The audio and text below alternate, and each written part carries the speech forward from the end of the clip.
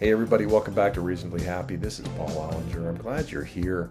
This is episode 9 of Reasonably Happy, I'm pretty sure, in addition to the 222 episodes of crazy money that we've been producing since 2019. I certainly miss my pal and producer Mike Carano. But we're doing all these shows live in New York now, and so I've got to have somebody here. And Mike Albanese, same name, like the other Darren in Bewitched. Coincidence? Mike Albanese is producing these, and he's an Atlanta guy, comic, very funny guy, and I'm proud to be working with him now. This week, our episode's a special one. We've got two wonderful guests, two brilliant guests to share some insights into classic philosophy and literature. My guests are Dr. Deepak Chopra, whom you know, and Dr. John Kaag, who is a professor at UMass Lowell. We're here to discuss something called Rebind, which is a platform to help you discover classic works of philosophy and literature, guided through that by experts in the field. And I'm going to let Drs. Chopra and Kaag tell you more about that in this episode. But since we're talking about great books, I want to tell you about another great book. It's this one right here. It's called Reasonably Happy, Essays on Money, Work, and Assorted Things That Piss Me Off. It's my book. It's a collection of essays that I've written over the last 10 years from, you've read it in my Substack, published them on LinkedIn and in Medium before I got going on Substack. It's just some thoughts on the world and the experiences I've had, and some of the lessons we've learned by doing this podcast over the last 6 years. It is available on Amazon, and the link to that is in the show notes. I think it'll make a great gift for a thoughtful adult or a young adult who's coming up and needs advice that you'd like to give him or her, but they won't listen to you, so maybe they'll listen to me, somebody from your generation who can drop some wisdom remotely for you, like Cyrano or whatever. Well, not quite like Cyrano. Anyway, check it out. The link is in the show notes. You can get it on Amazon. Buy dozens of copies for all your loved ones and friends, and make this a great holiday season of wisdom and learning. All right, now to the episode. The idea of happiness is actually overrated. At the risk of sounding banal, we've sacrificed ourselves for our selfies. I think what makes me happy are the moments when I stop looking for happiness. You're never going to be perfectly happy all the time. The best you can hope for is to be reasonably happy. Most of the time. Hello, ladies and gentlemen. Welcome back to Reasonably Happy. I'm honored today to be joined by two very special guests. We're going to talk philosophy. We're going to talk Buddhism. We're going to talk transcendentalism. And if that doesn't get the young people excited, I don't know what will. My guests are two wonderful people. First of all, Dr. Deepak Chopra, who is a world-renowned pioneer in integrative medicine and personal transformation. He's the New York Times best-selling author of 95 books. That's a lot of books. All of those books have been translated into at least 43 languages, and he's been named by Time Magazine as one of the 100 most influential people. And my second guest is Dr. John Kaag from UMass Lowell, where he is a philosopher and author widely recognized for his deep knowledge of Henry Thoreau and the classic Walden, which we'll discuss in just a minute. He's authored several books, including American Philosophy, a Love Story, and Hiking with Nietzsche. Nietzsche or Nietzsche? Nietzsche. Nietzsche. Okay, there we go. Both of which were recognized by the New York Times and NPR as best books of the year. Gentlemen, welcome to the show. Thank you. I want to start off by asking you a very simple question. What makes you happy? So I think what makes me happy are the moments when I stop looking for happiness. What I mean by that is moments when I'm completely immersed and not fully aware of myself.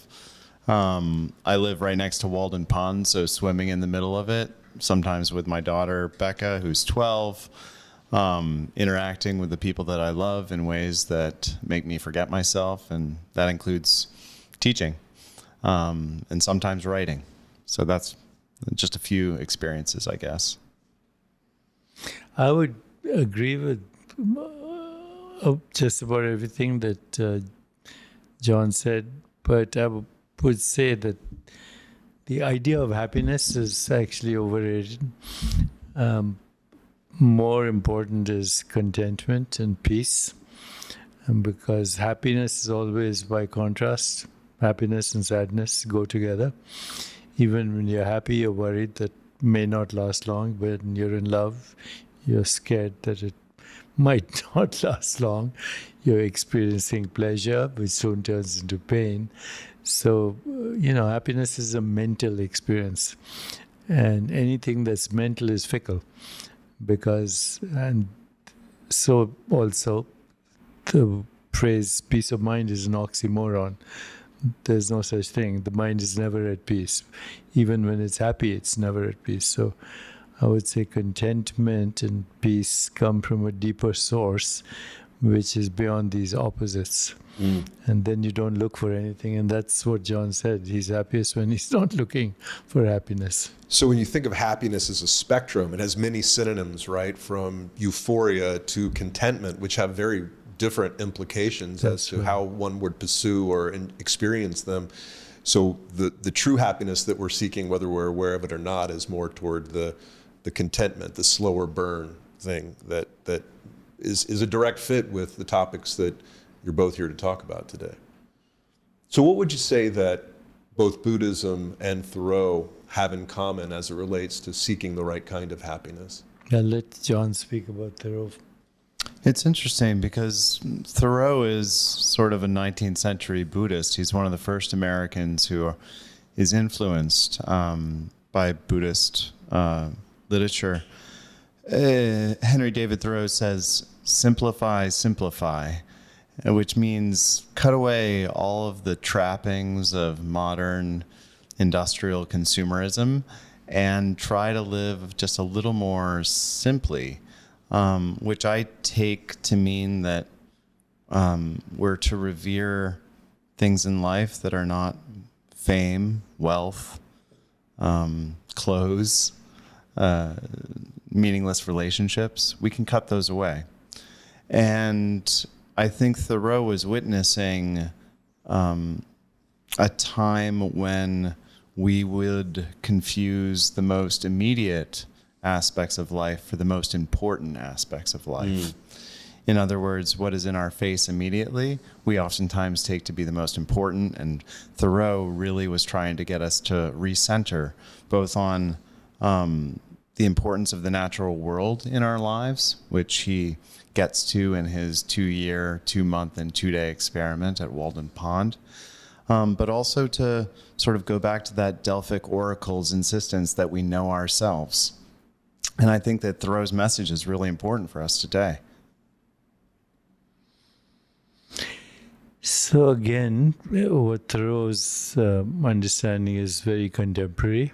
The Buddhist is a little more esoteric, similar, but esoteric and also a little more existentially threatening, because the 3 basic fundamental principles of Buddhism.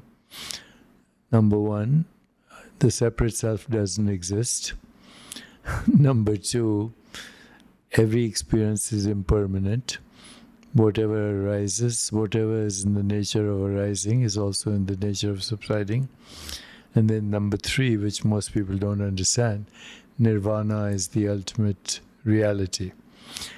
So if you break those down, separate self doesn't exist. All our anxiety comes from the identity of a separate self, which is essentially a socially induced hallucination.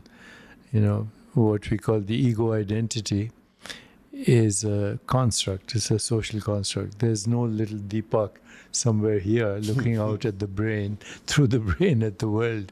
When people say, I'm in the body, there's no one inside the body. So what are you talking about? The separate self. All our anxiety, from existential suffering, the fear of old age, death, comes from literally a socially induced hallucination. Number 1. Now, when you tell people that you don't have an identity, even if you show them all the evidence that they don't. Got mine right here in my pocket. Yeah, that's, I have a very interesting dream that has been recurring and to me in the last 3 weeks. If I have time, I'll share it with you. But you say, I'm a body. I'm a physical body. Then which one? Fertilized egg, zygote, embryo, baby, toddler. Which identity are you talking about? Young adult, old adult, all the way to dusty death. You say, I'm my mind. Which one? Yesterday's mind, teenager mind, this morning's mind. I'm my personality. Well, hopefully your personality is evolving, unless you want to run for president, but that's a different story. So, when you look at all these identities, they're very ephemeral. They're very ungraspable. So that is scary to people, that, I don't have a fixed and separate identity. That's the first thing. Then the law of impermanence. Whatever experience you're having is in a way dreamlike. It's ephemeral. It's transient. It's also ungraspable. Whether it's pleasure or sexuality or wealth or whatever, actually it's a sensation. That's all it is. Every experience that you have is a sensation, no more. From sexual experience to the experience of feeling wealthy, it's a sensation, that's all. Interpreted in a different way. And it's ephemeral, it's ungraspable. So, and the identity that's grasping that is also ephemeral. So the whole thing is a dream in a way. That's Buddha's basic message. This lifetime of ours is transient as autumn clouds. To watch the birth and death of beings is like looking at the movements of a dance. A lifetime is like a flash of lightning in the sky, rushing by as a torrent down a steep mountain. So impermanence. And so what is nirvana is actually going back to the source of all experiences, where there is no subject-object split. There's no me or the other. It's all one interconnected wholeness.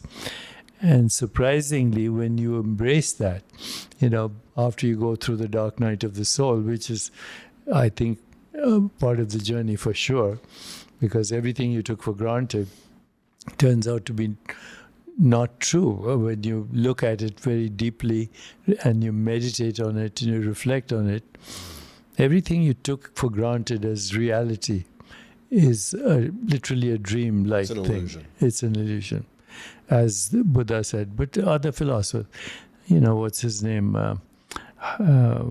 Wittgenstein, this life, our life is a dream. We are asleep. Once in a while we wake up enough to know that we're dreaming. So the goal is this nirvana thing is wakening up to the source of all experience, where there's no subject-object split. And that we call love, or whatever, along the way, loving kindness and, empathy and compassion and what they say, sympathetic joy. But ultimately, it's love at the heart of the truth. Of the universe as the ultimate truth. And that's not a sentiment. It's this experience of innate joy, which is beyond happiness. But you have to go beyond that. There is an abyss, a chasm to cross. And so when you pointed at your, you said, my identity, driver's license. I've been having this dream recurrently for 2 years, where in the dream, I find myself in a location that's unfamiliar. I find people looking at me and not recognizing me. I look inside my pocket and I can't find my wallet or my ID or my social security number. And then I look for a phone to call home and there's no phone. And I panic. And then I wake up. And this keeps going on till the last time I had this dream suddenly, which was now almost a year ago. Everything was similar, except I was on a train heading to I don't know where. And I was looking at outside the window and the scenery was totally different. And then I went into the bathroom in the train and I looked in the mirror, and it was a different face. It wasn't this Deepak. And I was okay with it suddenly. I was at peace with it. And then I realized this is what I've been doing all my life. I've been changing identities. I've been okay with it. The only thing I know is I have a sense of self. When people say, what is consciousness? It's a sense of self. I am me. But the I am me sense feeling in me is the same in you. The I am me is the same in you. There's no difference in that sense of self. It's interesting that John mentioned that when he's happiest is when he forgets himself. That's it. When he's not conscious of his thoughts or of his worries or his cravings, as the Buddha writes. What do we think that is? Because anxiety comes from validation. And, I would say, at the risk of sounding banal, we've sacrificed ourselves for our selfies. Yeah. So we identify with the selfie, and then we see how many likes is it getting on social media. That's the ultimate cause of our suffering right now. I also think that it has a great deal to do with the sort of underlying insecurity that leads us to crave recognition and a sense that we're okay in the world. And when we get that recognition is validation that we're doing what we're supposed to be doing, whether that is likes, grades, salary, title at your work, whatever. Money, right, exactly. Power. And and it also comes down to this mistaken idea that we can earn something like love, affection, and respect in a sort of cosmic sense. And that leads us to feel like we have had and then lost something of infinite value. And so we scramble all the time to sort of make up for that. When I was 40, I hopped off of a treadmill that I had been on at the University of Massachusetts Lowell, and I laid down on the ground and I went into a cardiac arrest. Wow. And I was out for a minute and a half. Between a minute and a half and 2 minutes, they had to use the defibrillators on me. And then I went through bypass surgery after that. But I remember waking up and thinking to myself, this is so empty that I came back into consciousness, and I remember thinking my life has to change so significantly because what I thought was substantial, namely chasing tenure, getting published, that sort of thing? Exactly. Yeah. That sort of thing is really just emptiness. And orienting myself to that fact has been a project for the last 5 years now. And at least when you ask the question, like, what is happiness? It is, I think, orienting yourself to the fact that those aspects of life that you took to be so substantial are no longer, or are not substantial. Your experience couldn't be any more metaphorically apt. You were literally on a treadmill and had to jump off the treadmill to save yourself. And also a death and a resurrection. Right. And I was going as fast as I possibly could, and had been going as fast as I possibly could for 40 years. So that when I was running at 6:58 mile pace for 6-7 miles, I thought I had to in order to be loved or okay. Or is that what you were running from? Or were trying to run toward? Oh, absolutely. And it killed me. It came very close to killing me. So I don't run like that anymore. And I think, at least in part, to go back to Thoreau, Henry David Thoreau's Sojourn in the Woods, we have to remember, is a response to the death of his brother. Oh, I learned this. We're going to talk about Rebind in a second, but in the notes, a Rebind, it's not in the text, but he nicked himself shaving and got gangrenous. And he dies in Henry's arms. And that can be a very serious wake-up to someone who might have just lived a very conventional, normal life. And Thoreau certainly did not do that after his sojourn in Walden or at his, stint at Walden. Right. So it's interesting you bring up technology and likes. So the texts of Buddhism were 2,000 years old, thereabout. Thoreau was writing in 1845, and here we are in 2024. The change of technology continues to accelerate, and yet the software that we have here between our ears has not changed in all that time. How does that complicate our okayness? We have medieval minds and modern capacities. So right now, if you look at the world situation, war, terrorism, eco-destruction, extinction of species. I mentioned climate change maybe, but yeah, climate change, chronic disease, absence of joy, mechanized death, nuclear weapons, cyber warfare, all kinds of mechanized drones with AI. That's actually a prescription for extinction. And we are sleepwalking towards it right now.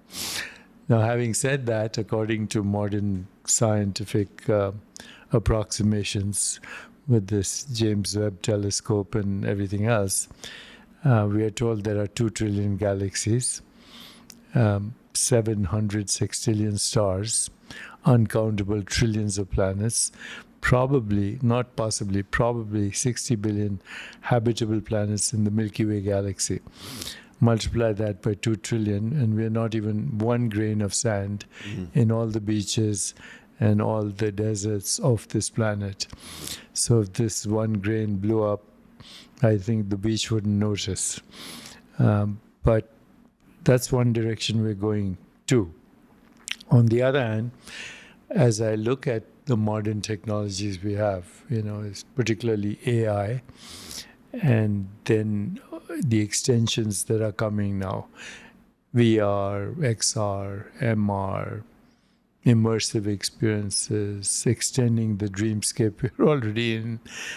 I think, and you look at all the problems we have, including climate change, and you look at the possibilities that come from large language models and solutions to all these, we right now have the technology to create a more peaceful, just, sustainable, healthier, and joyful world. But we're asleep to that. We even look at the United States itself. We don't now officially recognize, with the new government coming, climate change.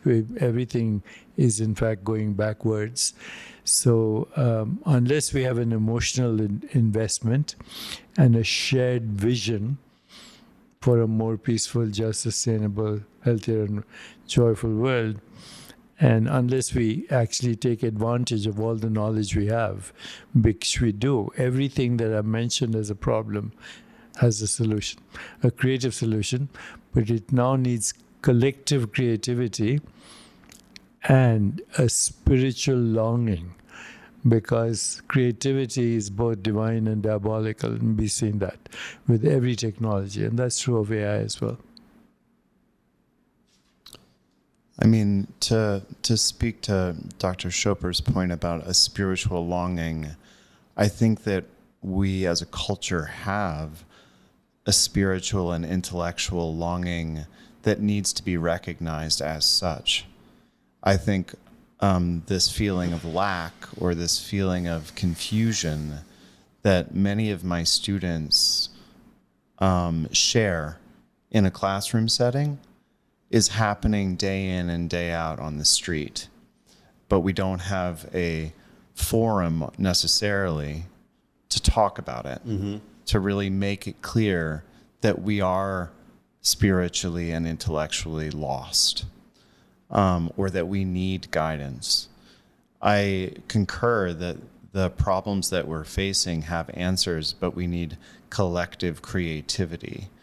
And I think we also need to have something like institutional memory when it comes to understanding that some of the solutions that we might find go back to the ancients or go back to these spiritual wisdom traditions that might seem antiquated to some readers, but in fact can reinvigorate the culture that we're living through right now.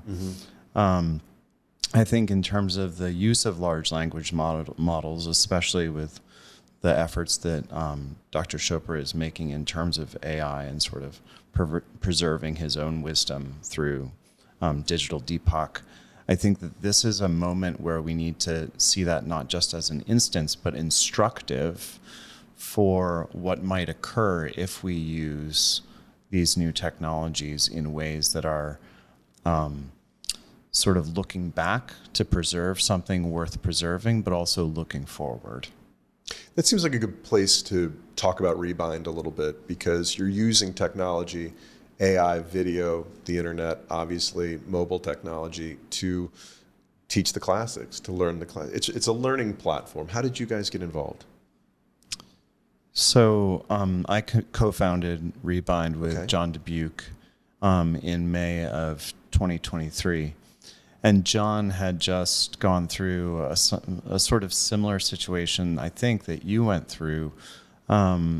He had left corporate America and had the both privilege and crisis of trying to figure out what to do with his life. And he had been a philosophy major at USC, and he decided to return to philosophy right when ChatGPT was coming out. And he contacted me and he said, what if we used AI to open up these classic texts? And I thought, oh, you mean just insert GPT into a classic text? And he said, no. Use large language models to redistribute original content from today's greatest thinkers about these classic spiritual texts. And so we reached out to luminaries like Dr. Chopra to provide extensive commentary that then could be made into conversations through AI to bring these texts to life. So when you read Dr. Chopra's selections from Buddhism on Rebind, you actually get a chance to interact with Deepak about the text, about a text that you're reading. And you get video introductions, and then if I have questions, I can ask the chat. What do we call the chat? Digital Deepak? Right now it's called Digital Deepak. That's great. .ai, but we're changing the name to deepakchopra.ai. So your listeners, they can go to deepakchopra.ai, and they don't need app or anything. You're going to go on the browser and ask me any question about health, personal well-being, and spiritual intelligence.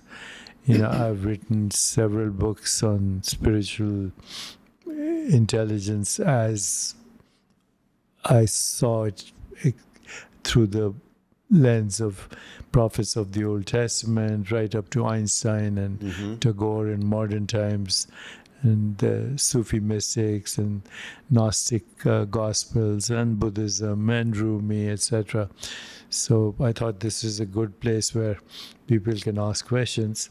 And right now you can listen to my answer in 4 languages, English, Hindi, Spanish, and Arabic. Did you voice all those? No, it's all done through AI. Okay. I heard Peter Singer talking about a model he built like this, and he says it's about, I think he said it was about 85% accurate. Right now it's 90, but it's not a large language model, so it only deals with my stuff, including all the articles I've written and questions I've answered. So reams of writing over the decades. Yeah, 50 years, 40 years. And it's what we would call a small language model, because large language models sometimes tend to hallucinate too. There's too much information. So it's very specially trained. And you think it's about 90% accurate? More. It's also, there's something in AI called RAG, which is Retrieval Augmentation Generation. It's a technical term, but we use RAG so that if anything seems obsolete and not relevant to our times, automatically deletes it and updates it automatically as well. What do you mean not relevant to our times? Because we're talking about 2,000-year-old text and The languaging. You see, the languaging is quite different. Again, when you look at the Buddhist texts or the Vedic texts, causes of suffering, not knowing fundamental reality, grasping and clinging, recoiling, identifying with the false self, fear of death. These have to be reframed in modern contemporary languages. So how do you do that? I find the language around some of the things, like one example was disease in Buddhism is hyphenated, or the way you wrote it in the text, it's dis-ease. I'm 55 years old. I've been using that word for 5.5 decades. I've never thought of it as dis-ease. Well, that is how disease begins. Right. Okay, now in Buddhist and Vedic texts, your body, physical body, is part of the illusion, just so you know. There is no such thing as a physical body. It's a perceptual activity. How do you know you have a body? Well, you perceive it through your 5 senses.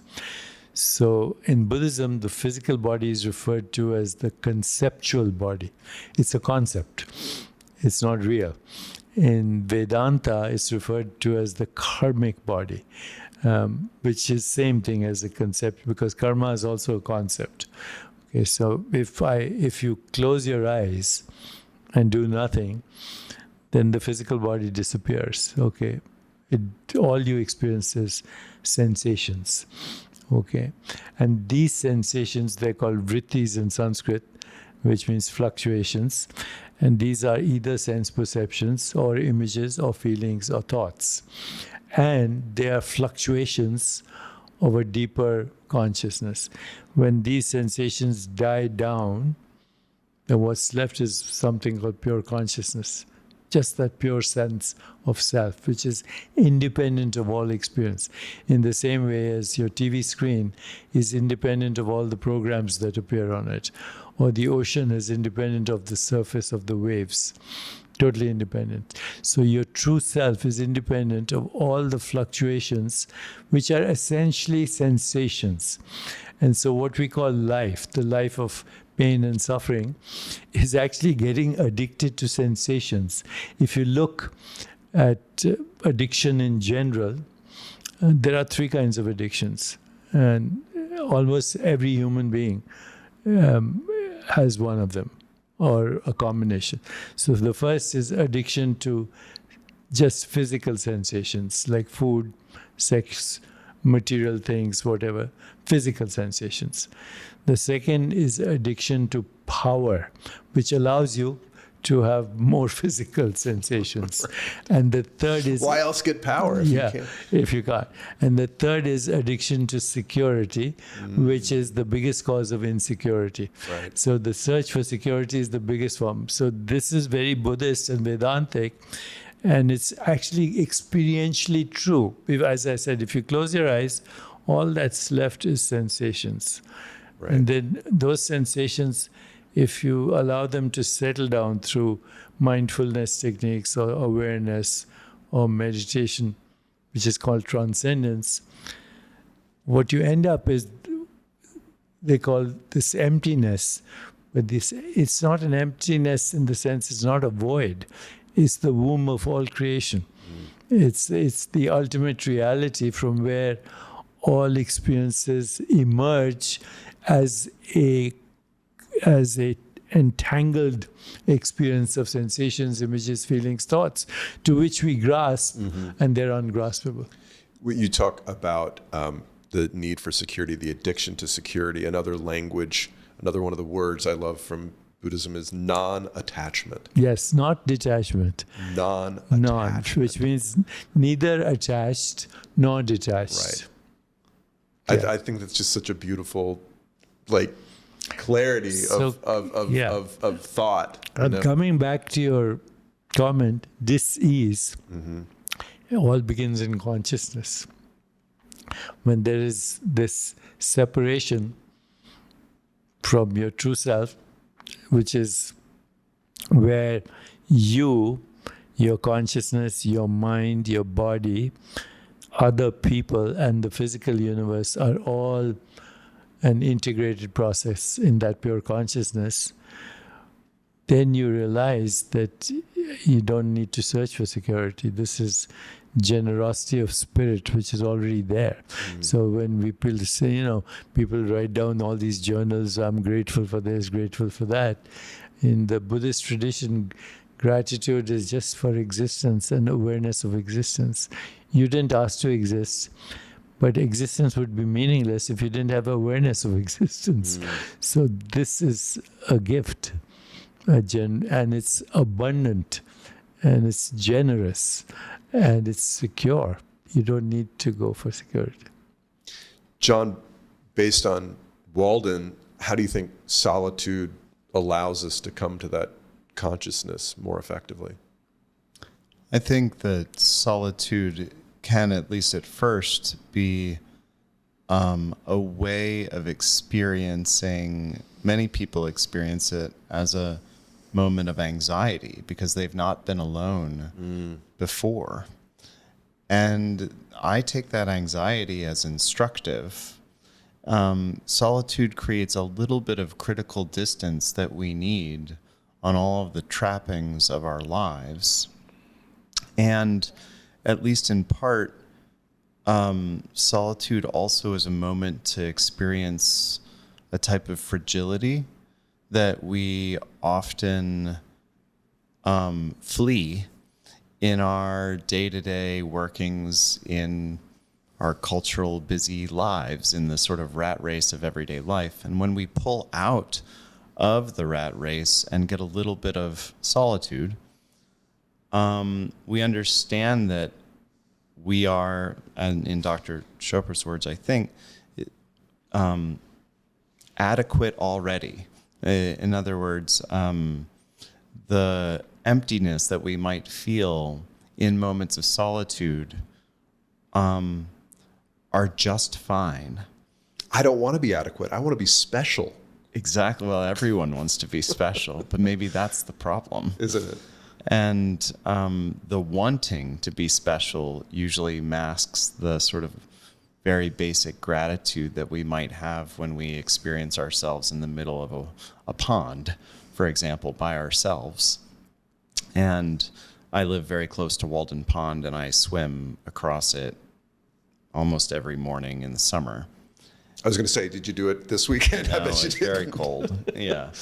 But, and I go before the tourists arrive, and there still is this moment where I get to the middle of the pond and you can look up and you really do feel, yes, like a speck of sand, but also part of something far, far greater than what our average conventional lives allow us to feel connected to on a regular basis.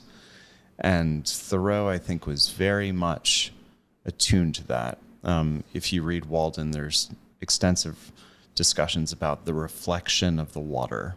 The color of the water. And he was interested in the depth of the water. It's a very deep pond, by the way. And he was the first to sort of try to plumb the depths of that pond to try to figure out how deep it was. And there's this moment of feeling, and it's sublime. If from a philosophical perspective, it makes you feel both extremely small, but also extremely connected. And I think that that's, at least in part, what solitude grants us a little bit. So, as I mentioned to you prior to getting on mic here, I've finished about 80% of Walden as part of the preparation for this, and I read it when I was 15 in, American Lit class or whatever. Very different person. I've done a lot of changing in those 40 years. And one of the values of revisiting the classic is to realize that this was written by some guy. That Thoreau, as big of a hero as he is, his name is synonymous with a sort of deepness, I guess. And I found him to be a bit of a crank. And I'm like, wait a minute, this guy's complaining and he's criticizing his fellow citizens who are tradesmen, and he's casting aspersions on their motivations without really presenting any evidence therefore. And I'm like, this guy's a cynic. And I was grateful at the end of the chapter to read in the notes that there was a question that was about, what did you think about Thoreau's cynicism? And so I said, oh, well, I didn't just imagine that. This is obviously something that many smarter people over the decades have pointed out before I did. And so I got into a conversation with the chatbot and said, I think his cynicism undermines his moral credibility. Right. We went through a couple of different iterations there. But it was interesting to remember that Thoreau was just some guy with an idea. He was, and he was a cynic. And when I provided the commentary for Rebind's version of Walden, and when I did, I too took him to be a cynic, but an old school cynic. What I mean by that is an ancient cynic like Diogenes, for example. Diogenes was this character who, eschewed all worldly possessions. He lived in a barrel. He wore rags. That costs you $4,000 a month here in New York. Exactly. Well, and he would yell at passersby. The word cynic comes from the word for dog. He would bark at passersby. And this is what Thoreau is doing, at least in part, to his neighbors. He's barking at them. He's sort of this Socratic gadfly who's trying to wake people up. But there's another side to cynicism that I think is really important to remember, which is when Diogenes is asked, where do you come from? The typical answer would be, I come from a particular city-state, a particular polis.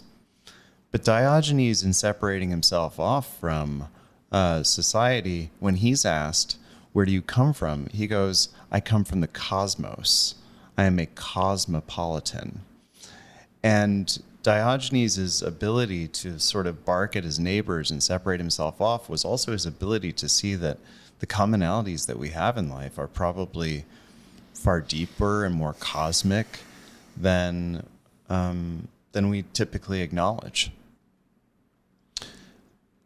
And yet Thoreau was pretty antisocial. I mean, I found myself thinking, if I got sat next to this guy at a dinner party, I'd ask my wife to get me a big hook and get me out of there. It's like, this cat won't stop talking about his bean fields and, how little he spent to feed himself. There's I think that there is a misapprehension about Thoreau in that respect, though, because it's true. Margaret Fuller, Thoreau's friend and one of the first feminists in the United States, said that Thoreau did not have very many redeeming social qualities. I believe that. But maybe now, did he choose solitude, or was solitude chosen for him? Yeah, good point. But he was lovely with children. He would lead huckleberry parties through Concord and the Esterbrook Wood outside of Concord. And he did have a very, very gentle way about him when it came to both children, but also his loved ones. And I think that we oftentimes mistake social grace for compassion and for real care. And in some of the interactions that Thoreau had with his friends, Emerson, for example, he shows real care. He was incredibly sensitive, but he didn't have very much social grace. Right. If you were to reduce or consolidate his message for both for your college students and for those of us that are a little older, what would you want us to take away from the book?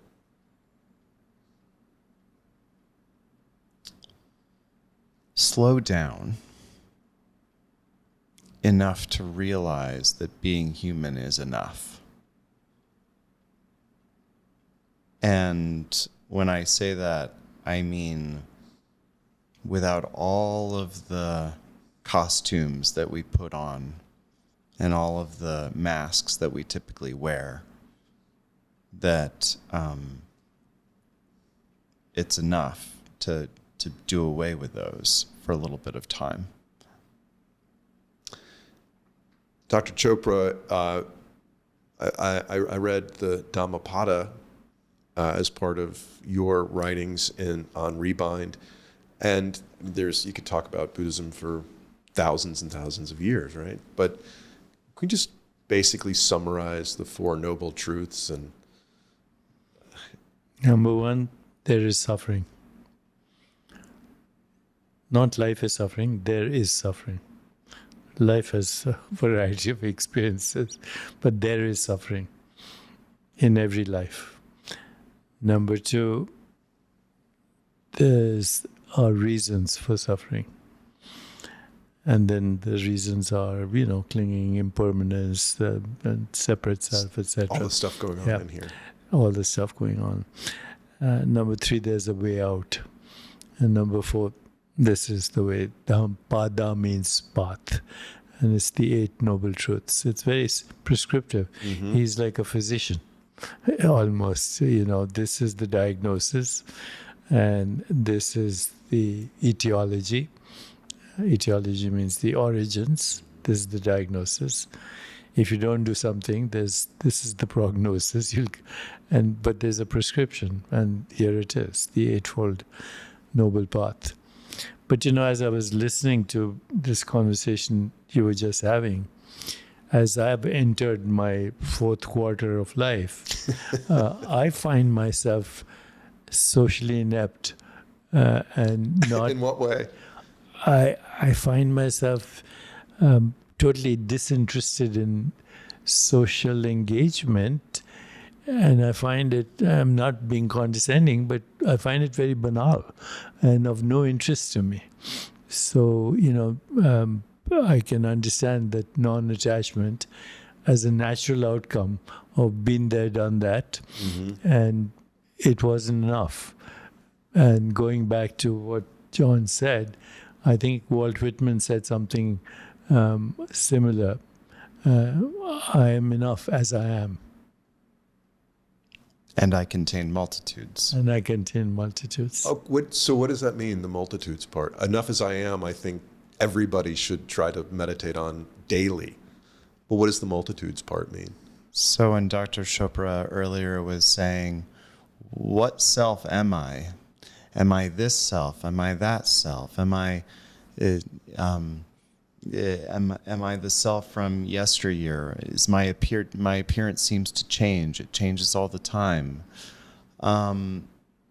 Whitman and Emerson both said, if I contradict myself, well, I contradict myself. So be it. I contain multitudes. So when we, not Whitman or Emerson, contradict ourselves, there's oftentimes this feeling of complete rupture. Something has gone completely wrong or amiss. But the fact of the matter is that we contradict ourselves all the time. And we, I think, need to be okay with that to some extent, or to a large extent. And I think that that's what containing multitudes, at least in part, can mean. On an experiential level, as I walk through New York City, I see that every person has the same sense of self as I have. I am me. But that sensation, I am me, in me is the same as the sensation I am me in you and all these millions of people. And so these multitudes are like myself. In fact, they are myself, just in a different uniform. They're just been conditioned through economics, religion, what have you, ancestral history, into a different mind, but it's the same essence that is shining through all of them. And, there's 6 billion people on this planet or more right now, 7 billion. They all feel special or want to be special, but they are. And they're all similar to me. I don't, when I look at myself, it's very humbling. I think I'm so important. Well, first of all, my wife and my kids don't think so. but nobody to keep you happy, humble, like the people you love the most. That's right.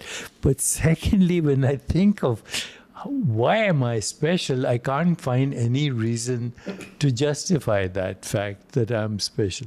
I have the same sense of self. I am me as you do.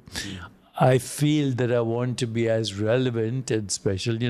Anytime I see a group photo with people in it, I look at for me first. Right. Yeah. So do you, right? Absolutely. So what's different than we are multitudes in the same self? Well, I could talk to you guys for hours, and I wish I could. Tell us what's next for Rebind. What books were we going to see on the platform next? We're going to see Darren Brown's Marcus Aurelius' Meditations. So the basic basis of Stoicism, And the basis for the Gladiator movie franchise, most importantly. Right? That's right. And Darren, exactly. And Darren wrote a book called Happy. Cool. That was a bestseller in the UK. And then we'll see Lena Dunham giving commentary on Room with a View. And Roxane Gay recently provided commentary on Age of Innocence. So those are the next up. And then we have Margaret Atwood doing The Tale of Two Cities in the spring. Wow. So Fantastic. It's a really great lineup. And what's really nice is that the conversations that we are having here are the types of conversations that we would like to see embedded in this new type of reading, in this new reading platform. And it's really an attempt to scale meaningful conversation, not banal conversation, the type that you have or worry about, but like that people desperately want but don't know how to sort of start to have that conversation. Mm-hmm. That's well, I applaud you for your efforts in using technology to find ancient wisdom and modern wisdom, and I enjoyed using the product and encourage all of our listeners and viewers to do the same. It's rebind.ai. We're also really looking forward to working again with Dr. Chopra on a rebind about God and transcendence through a number of canonical works. Which would include? The prophets of the Old Testament, Rumi, some women Christian saints, some Jewish rabbis that have been luminaries over the years, and finally Einstein and Tagore. So from the Old Testament to Einstein. I look forward to seeing that. And listeners can get 15% off their subscription using the code REASONABLYHAPPY. John Kaag, Deepak Chopra, thank you very much for joining us. Thank you, Paul.